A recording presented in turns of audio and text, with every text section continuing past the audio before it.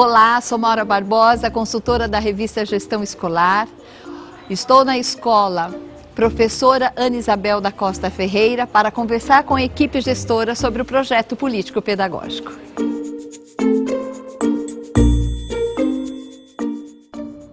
Ter um projeto político-pedagógico é fundamental para a escola saber como levar todos os alunos a aprender. Mas é comum que o PPP fique engavetado ou desatualizado. Com a dificuldade de colocá-lo em prática, ele pode se transformar num instrumento puramente burocrático. Esse é o caso da escola Professora Ana Isabel da Costa Ferreira, que pediu orientação a Maura. Nesse programa, a consultora de gestão escolar vai ajudar a tornar o PPP um documento vivo para toda a comunidade interna e externa da escola.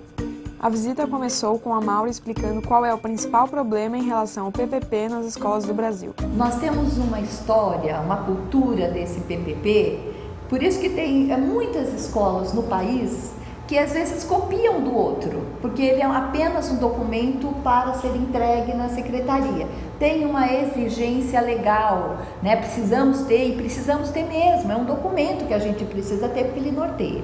E ele também aparece muitas vezes que ele é assim, o PPP, ele é um, que é esse, e as ações são outras, elas não estão dialogando. Elas não estão dialogando, porque o PPP, quando a gente senta, é para planejar ações para melhorar aquilo que já tem. Entendido que o problema era fazer com que o PPP dialogasse com o dia a dia da escola, era hora de analisar o que de fato estava escrito no documento original e perguntar: as informações que ele continha ajudavam os professores e gestores a melhorar a qualidade do ensino? Pois, afinal de contas, o PPP deve conter 3 partes essenciais: a missão da escola, ou seja, que tipo de aluno se quer formar, a caracterização da escola e de sua comunidade e os planos de ação e projetos para atacar as principais dificuldades. A Maura analisou o PPP da escola com esse olhar. Quais partes estavam lá e quais estavam faltando? Fazendo uma análise do PPP, o que acontece? O que a gente olha aqui? Tem lá a introdução, as características da nossa comunidade, a biografia, o mapa de localização, equipamentos. Está aqui, certo? E vocês fazem a introdução. Sim. Fazem tudo. Agora, conta um pouco da história da escola, mas ele para aí. Eu conheço a minha comunidade, e quais são as ações que a gente está planejando para que de fato a gente possa atender adequadamente esta comunidade. Na escola Professora Ana Isabel da Costa Ferreira, a estrutura do PPP era a seguinte: histórico da escola, localização da instituição, composição do corpo técnico administrativo, caracterização da clientela, composição do conselho de escola e da associação de pais e mestres, e projetos. Por mais que sejam aspectos importantes, a maior parte deles diz respeito apenas à caracterização da escola e falta os indicadores de fluxo e rendimento, taxas de evasão e abandono, índice de reprovação, aproveitamento dos alunos em avaliações internas e externas, disciplinas em que as turmas têm mais dificuldade. Esses dados de caracterização são fundamentais, afinal, eles estão diretamente ligados ao que os alunos aprendem ou deixam de aprender. A boa notícia é que a escola tinha todos esses dados, apesar de não estarem no PPP. Era hora de discutir o que fazer com eles.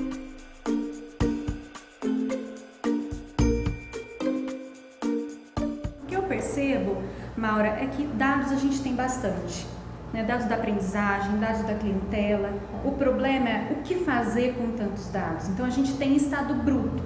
A gente precisa trabalhar esses dados. Lidar com dados para a gente é muito recente. Né? O que fazer com eles? O que eles nos ajudam a pensar nas ações?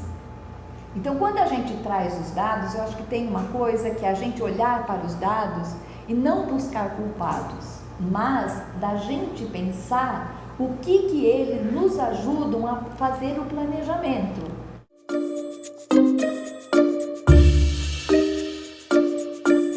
A partir do levantamento e da análise das características da comunidade escolar, é necessário fazer planos de ação concretos. Junto com a diretora e a coordenadora, a Maura destacou 2 aspectos da escola a serem analisados com mais cuidado.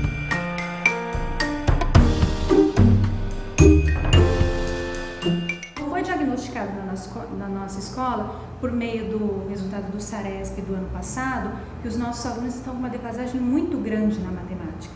Então, algo precisa ser feito com urgência. Então, a nossa intenção agora, né, na elaboração do PPP, é pensar em uma ação emergencial para a matemática, investir nisso. E agora, como é que você pretende estar apresentando para os professores essa prioridade? Eu acho que a gente tem pelos resultados que nós tivemos no ano passado. Então, eu tenho, né, tudo tabulado pelos meus registros de avaliações.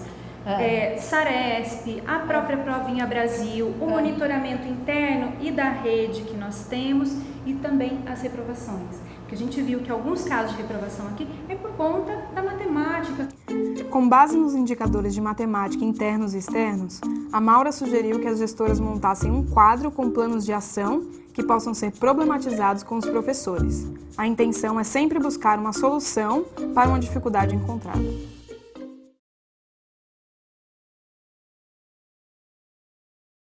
E da gente pensar nesse plano de ação, né? Então vai ter um diagnóstico? Sim, no início do ano, assim como então, a gente tem da língua, a gente tem da matemática. Então, por exemplo, nós vamos fazer um diagnóstico, certo? Vamos pensar lá. Nós vamos fazer um diagnóstico, lógico, da área das áreas, mas nós vamos estar com um foco na matemática. Pensar nesse diagnóstico, nós vamos fazer lá, desde quando? Né? Nós vamos fazer lá no primeiro ano, segundo ano, terceiro ano, quarto ano? Nós vamos fazer o diagnóstico. Quais são as questões que a gente vai colocar? Aí junto com o grupo, porque você vai trazer uma problematização para dar sentido para o diagnóstico, não é isso? Sim. Né? Fazer uma problematização que vai ter como os materiais, que vai ser os dados externos, né? Os dados internos, né? Vocês têm a questão aqui que a gente está vendo, olha, nós temos as reprovações dos alunos e a gente não quer a reprovação. E como é que a gente vai estabelecer a partir desse diagnóstico, porque eu acho que o diagnóstico ele vai acontecer, isso vai ser na primeira semana, ou vai ser na segunda semana, nós vamos fazer uma outra reunião para a gente fazer uma análise do diagnóstico. Tabular esses dados. Nós vamos tabular esses dados, o que é de fato, o que nós vamos colocar desses conteúdos que os meninos, né, tá precisando deste investimento, e a gente poder fazer o planejamento de atividades de curto prazo para que um intensivo para que esses meninos avancem, ou a gente vai estar cuidando disso no decorrer desse semestre. Como é que nós vamos fazer?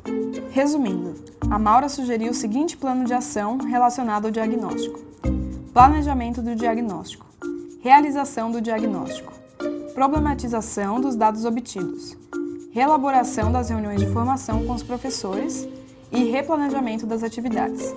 A partir disso, é possível pensar no que se deve investir para que as crianças aprendam, como grupos de apoio, monitoria dos próprios alunos, programa de reforço escolar, acompanhamento pedagógico, recuperação contínua, entre outros. O que isso ajuda?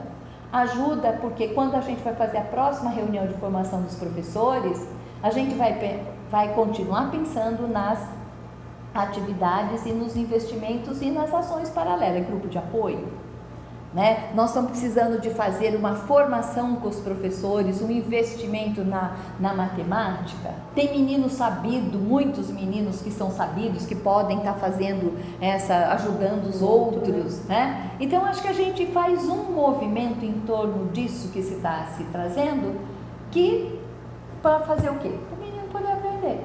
Após pensar num plano de ação para a matemática, a coordenadora pedagógica levantou outra dificuldade da escola: a educação de jovens e adultos, a EJA.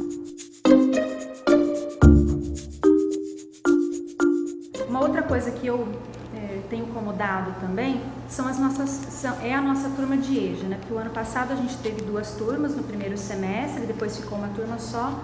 Então, o maior índice de evasão escolar que nós temos é na EJA. Então eu vejo que de primeiro ao 5º ano a gente não tem esse problema, mesmo porque a gente tem o respaldo do Serviço Social de Educação. Então quando a gente vê que a criança está infrequente, a gente vai saber o motivo. Detectado o problema com a evasão na EJA, as gestoras e a Maura começaram a pensar em planos de ação para evitar o problema.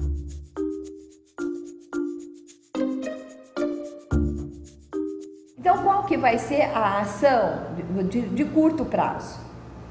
né? A gente vai fazer um questionário para os alunos, onde eles moram, a gente já tem, porque tem uma coisa que a gente aproveita muito pouco os dados da matrícula.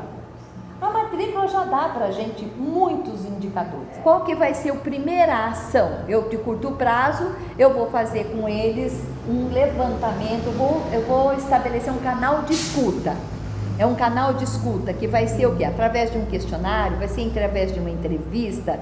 O que os leva, às vezes, a desistir? Certo. O que leva a desistir?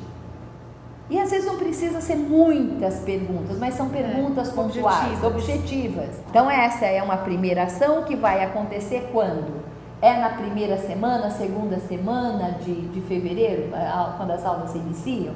Então aqui eu tenho a ação e aqui eu tenho o período.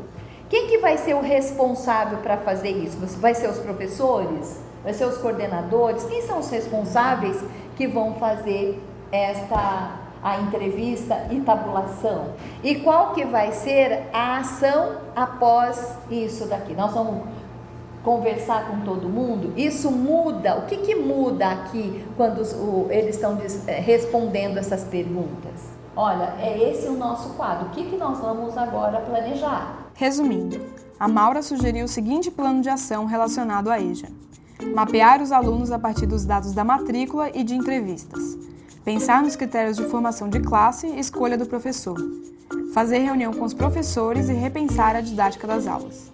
Feitos os planos de ação, o próximo passo é entender a importância da divisão das tarefas, que seria realizada no dia da reunião de planejamento anual.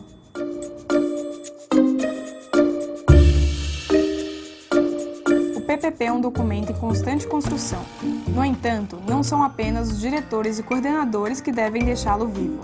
Tendo clareza sobre o que deve constar no documento e como tratar os dados da caracterização, os gestores devem organizar a pauta da reunião, visando atribuir funções para cada membro da equipe escolar. Vocês vão ter uma reunião aí batendo nas portas, que é com os professores. O que cabe aos professores dentro do PPP? Quando a gente está falando de uma gestão participativa, que é o que a gente almeja, a gente está falando de um documento escrito a muitas mãos, né? Que todo mundo participa, que tenha voz, que seja escutado e que também traga um sentimento de pertencimento. Eu participei da elaboração daquele documento. Dentro do plano de gestão e pensando nisso daqui, a gente gosta muito de trabalhar, que a gente chama de um quadro de responsabilização.